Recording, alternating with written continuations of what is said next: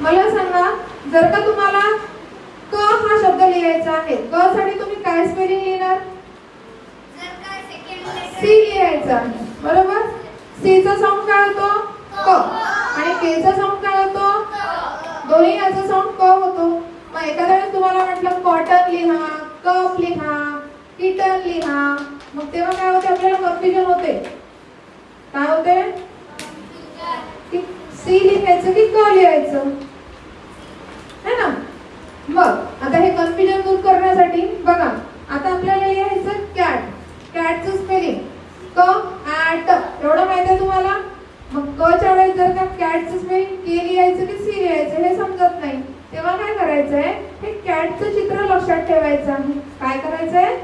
हे कॅटचं पिक्चर लक्षात ठेवायचं. कॅट मध्ये जर का ए आपण आईज केले तिचे, कॅटचे ए म्हणजे आईज, ओ म्हणजे तिचं नोज, आणि यू म्हणजे काय केलं आपण? तिचं माउथ केलं आहे.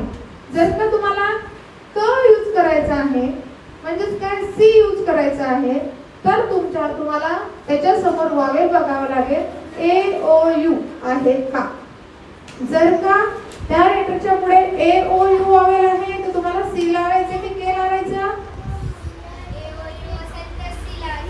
यस, फक्त एक जण सांगत आहे. जर का ए ओ यू असेल तर काय लावायचं आहे?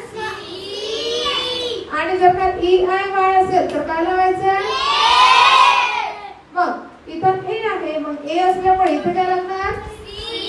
सी लागणार. म्हणजे काय? क ॲट, इथं यू आहे, यू च्या आधी काय लागणार?